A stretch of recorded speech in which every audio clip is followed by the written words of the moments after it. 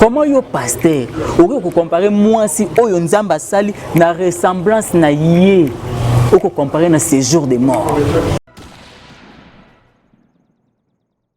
Moi si oyo apesa bo moyi papa aoya na ekaka na era rapport basangani kaka na mwasi esili mais charge ko banda jour wana ba malaise wana nyoso ti na premier mois deuxième tio comme na 9e mois et puis na jour asuka muto andira ka ba souffrance wana nyoso c'est la femme. Et ça maman yo comparé à ces jours de mort. Un peu de minimum de fisc de respect pour na ba maman. Yo mon non pasteur Lor. Wa coulé en nini.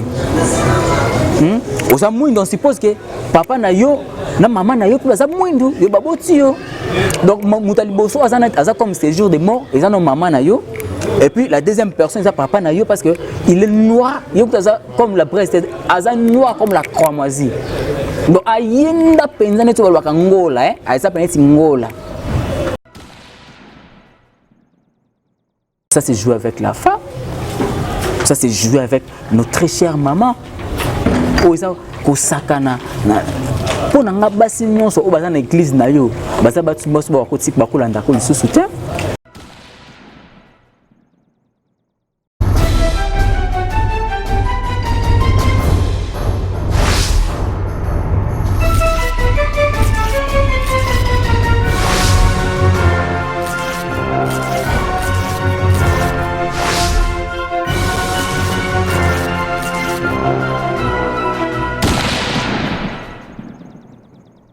Bonjour à vous très chers amis de Kleboa.com avec le boss, le patron, le big boss de la nation, de la Mboka, Bazara Mingi na Pichumanga, je vous salue. Et moi c'est Jeffer, mes côtés les phénix de la presse pour vous servir, pour vous informer, vous divertir et on vous aura toujours présent parce que c'est notre devoir, c'est notre mission et Zabongo tâche au bino Pesabiso pour informer Kabino Ernion. Grand merci déjà Madame Rosette la fleur d'Hambourg, Zabongo patron Nangai, place Nazaré Congo température. Grand merci également à Bana membre sur Karim Mokonzi particulièrement na papa Nanga na vie Nanga Jean Bloc, je vous salue de partout où vous êtes. La Beau Santé le PDG Martin Songolo depuis Paris et pourquoi pas dire un grand merci également à Jinyongo Galaxy. En tout cas je te salue mon frère de partout où vous êtes. Moi c'est Jeffer mon côté les phénix. Toujours dans le cadre de ma solo et on peut quitter les sous-sous. Tout me camper quoi analyser, tout me camper quoi solo là parce que nous faisons ce travail pour vous et puis vous allez kawana pour nous c'est par rapport à la confiance, la considération puis respect que vous avez par rapport à Moussa Nabiso. Et puis grand merci également à Herman Amporio. Il est toujours là présent, toujours motivé parce que c'est son travail. Il ne vit que de ses travaux. Nous ne vivons que de ses travaux. Voilà pourquoi nous avons toujours motivé. Tant que nous bezali, nous avons le bâton, nous avons partagé, nous avons bezali, nous avons sur le parce que vous avez abonné à Bisso. Déjà que s'abonner, ils ont déjà signé la considération. Voilà pourquoi on retourne sur le zone, c'est la ascenseur. Tout ça a toujours une enquête, une analyse, et qu'on peut apporter un plus et pas nabino. Voilà. Tu remets un peu qu'on analyser par rapport il y a des propos au pasteur Nabiso, un éminent homme dédié au Bisso Stoyebi. D'ailleurs, je suis son plus grand fan, le pasteur Lor Lombo. C'est un pasteur et puis Ayem Bakapé. Et tout me un peu qu'on analyser par rapport à Makamba par rapport à propos qu'on tenir à l'égard il y a Mouassi et puis Mobali avec le succès bon na bana. Donc le pasteur a comparé la femme dans ces jours de mort. Bisogna ce photo mais un peu qu'on élargir dans nos compréhensions puis réseau. Tant que déjà va comparer moto dans ces jours de mort. Bisogna ce que non dans ces jours de mort il n'y a pas la vie. Ces jours de mort au côté on est dans la mort guana. La mort on ne peut pas parler de la vie. Donc mais pasteur a illustré biso azuba maman na biso. À identifier, à comparer à ces jours de mort. Tu éviter. Déjà, Mukilito Bible Bengaka, moi si porteuse de vie, donneuse de vie, Moutao Pesa, vie, Moutao Pesa, bon moi. Mais tout le monde est pasteur, aïe, comparer moi si dans ces jours de mort. On ne sait pas. un homme de Dieu qui loue la mort. Donc, pour naïe, à ça, ces jours de mort, vie. Alors, ça, terme qu'on utiliser. Donc, alors, ça, plus de considération que Moutou Oyonzamba Keli. Et puis, à l'objet de Moubali, tu es noir comme la braise. Bisous, tu es braise, makala. Donc, comparé Moubali, il y a Mouindou, Nyeti makala. Or, bisous, tu es makala, et c'est le mot Oyo. Na niveau de spiritualité, ils ont déjà le moko, ils ont bien été. Et puis, déjà, mon tour va finir que non, aux amours de net makala, ils ont déjà insulte. Mais avant tout, mes cas, Fumolango, total, na biso, batutoyo karaba pasteur, na ba pasteur, bater, biso banan ba comprendre la Bible bien. J'aimerais que tout fungano, tout tanga, tout mes campé au tanga na Genèse chapitre 1. Verset 26, excusez-moi, verset 26, tina verset 28. Genèse chapitre 1, verset 26, tina 28. Puis Dieu dit, faisons l'homme à notre image, selon notre ressemblance, et qu'il domine sur les poissons de la mer, sur les oiseaux du ciel, sur le bétail, sur toute la terre et sur tous les reptiles qui rampent sur la terre. Voilà Genèse chapitre 1 verset 26. Dans le 27e verset, Dieu créa l'homme à son image. Il créa à l'image de Dieu, il créa l'homme et la femme. Puis Dieu les bénit et Dieu leur dit, soyez féconds, multipliez-vous, remplissez la terre et la sujettissez et dominez sur les poissons de la mer, les oiseaux du ciel et sur tout animal qui se met sur la terre. On ne sait pas. Pasteur Alobi, aux amouindou, yomubal aux amouindou neti makala. Okobali mwasi, oazana séjour, azana séjour de mort.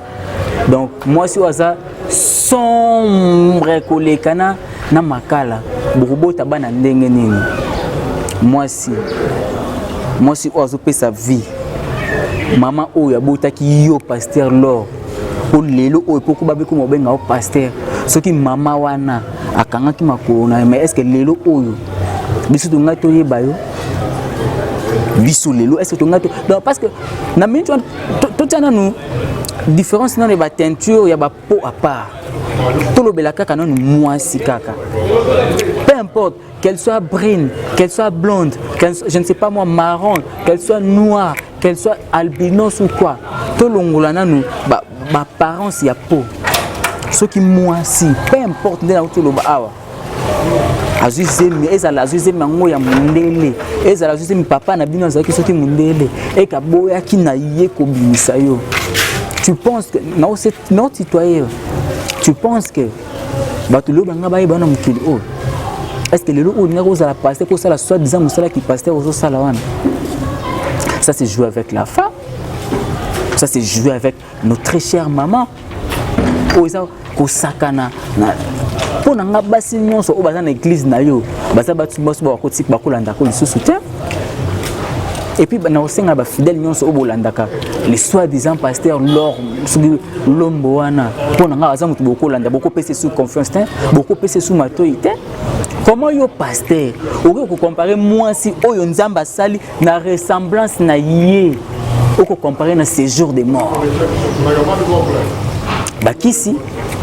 Donc on kenda aussi babakisi na okoti kuno koti ta mususu basi okoti mamu yango loko comparer moi si na séjour de mort. Moi si oyo apesa bo moi papa aoya na ekaka na era rapport basangani kaka na mwasi esili mais charge ko banda jour wana ba malaise wana nyonso ti na premier mois deuxième ti okoma na 9e mois et puis na jour asuka muto andira ka ba souffrance wana nyonso c'est la femme. Et ça maman oyo yo comparé na séjour de mort. Un peu le minimum de fisc de respect pour na ba maman. Soko ko kata ko respecter ta maman na binoté, mais du moins respecter ba maman na biso. Respecter maman ya muntu auta la biso, respecter maman muntu za mpanzi na yo parce que ngai maman na ngaza noir. papa nanga za noir babotinga est-ce nga na za visible était donc na habité tant na bato bola na boka ka munga pa bato bozoka mutinda zo bali bosuna bini yo moko non pasteur Lor wa couleur nini oza mwindu on suppose que papa na yo na maman na yo pe baza mwindu yo baboti yo donc mutali boso aza comme séjour de mort et ça non maman na yo. Et puis la deuxième personne, c'est papa Nayo parce que il est noir, il est comme la Brest, il est noir comme la cramoisie. Donc ayenda penzane tu balwa kangola ayesa peneti ngola. Pour soko bota maki pena na maman. Tu allais avoir quand même du respect pour na maman. Soko bota même pena na papa. Tu allais avoir du respect pour na parents, papa ya batu mususu. Lelo oyo mukili ezo lutter contre dépigmentation ya peau. Yo os encouragé bato ça va dépigmentation ya peau. C'est que os encouragé bato kende ko tia choko. Tant le comment est-ce que bato ba teinture na bango baby, ba peau ya bato baby bato comme na ko bela ba cancer de ya peau. Ba tampo beti bato pona kaka mutazo ka se dépigmenter akoma kaka pembe à apparaître. Mais voilà que yo na ba propos na yo pasteur Lor os encouragé bato que non, yebisanga. Tout le monde a mindela mais c'est que toi peksa ba mindela bana parce que babota bana o bazo ngala neti sanza. Moi si oyo nzamba keli. Nzamba ça la différence c'est que non voilà tu es brune, toi oza blonde, faut ba la moi si o aza mobile o aza couleur boye, toi oza noir comme akala ndingo lobi, il faut ba la moi si o aza boye, pour bobota bana ya boye. Bana baza mapamboli ko te pa ya nzambe. Mon frère Lor, mon cher Lor, Marambo Lobi en tout cas, tu me désoles vraiment. Je suis vraiment très déçu dans le comportement. Et puis, n'habitez Bible Dieu les bénit et Dieu leur dit, soyez féconds, multipliez-vous, remplissez la terre et la assujettissez et dominez sur les poissons de la mer, sur les oiseaux du ciel et sur tout animal qui meurt sur la terre. Na luki na ba verset nyonso ya Bible na moni nulle part nzamba lobi na mutu ke non va lokola ngamu na créer lokola ngamu na salio neti nga je ferme côté na za mwindu ifuna bala kaka mwasi o ya za pembe poto bota bana baza neti ba junior mbuipo so na bali mwasi za mwindu to bota bana oyo na habité ba romona na te. Mon soi-disant pasteur. Mon soi-disant pasteur. En tout cas, on s'est appelé un réalisateur, on a Herman Amporio. On m'a campé pour illustrer. On a mis une photo, il y a soi-disant pasteur Lor Wana Mupandi. Et puis, comme ça, bah, tu as réponse, on va proposer. Le cas, il y a moins boy. C'est que maman n'a pas moins papa n'a pas moins parce que son maman n'a pas moins tout papa nous manque de couleurs différentes. On va appeler moins net, ma cramoisine de on s'en va nater. Mon cher pasteur, ceux qui pasteur ceux qui pasteur, ceux qui nani. Tu es noir comme la braise. Tu épouses une femme noire comme le séjour des morts. Mon cher Lor Lombo, papa. En tout cas, si va ça l'ensemble passe. Si c'était Moïse Mbiye, mais pourquoi vous n'êtes plus exemplaire? Bilan de fois que non voilà, contre phénomène racisme comme Kabula Mboka. C'est qu'on a aussi basalani. Aujourd'hui, aussi on a que bachoko o mafuta o ba komi ko luka ko pakola ezo bebi sabat ba po neti ngandi na zana ngam noir boy c'est que par complexe na yo par ba propos na yo nakina pakoli choko na teli akina somo na teli si poso yemi sanga tana kina lingi meti atana ngi mwasi ndenge nini mais na kati na ngana ozala ka noir na kati na ngana ozala ka noir boza ba éducateur ya masse bilo boza wana pona ko ramener ba brebis égarées ba brebis o ba bunga bo ramener bango vers Jésus-Christ mais bilo le sous bokomi ko faire égarer batu o baza na kati ya église. J'ai cherché le monde, je l'ai trouvé dans l'église et l'église je l'ai trouvé dans le monde yango. Aussi en tant que bato obino benga ba profane ba wera ba fali azo kumisa mwasi azo pesa mwasi valeur na ye. Mais yo pasteur, vous comparez moi c'est un séjour des morts. moi si oh maman na yo a supporté yo a bombi yo pendant 9 mois ba malaria ba nini ba mi pepe nyon sorti au botami awa kama kumuke awa bateli yo fini yo ti okoli lelo oyo meka ko oser ko dénigrer ba maman wana au comparer moi si au comparer maman na ces jours de mort. Si ta femme est comme un séjour de mort, tu n'as qu'à t'apprendre à ta femme. Ce qui maman n'a comme séjour de mort. Ça est talika kayo. Ce qui va nous découvrir comme séjour de mort. On est tali bango. Mais moi je suis sûr que basi oa kitoko ba landanga ba ça comme séjour de mort. Mi bali oya bien ba landanga ba noir ba bois ba chocolat ba net makala te. Ba net makala te. Et puis, en tout cas, je profite aussi pour lancer un message. En tout cas, il peut s'avérer. Tant que vous Moïse Mbia Simba Kisi, attendez, tant que Kisi na ye esengi a traité basi comme séjour de mort et toi traiter Mibali comme Bamakala. Peut-être il peut Kisi na quoi côté Angoana. En tout cas, pour Nangai, serviteur na bino Jeffer Mikwete, en tout cas. Et nasengi pardon, nasengi pardon, na part na bino en tout cas bolimbisae.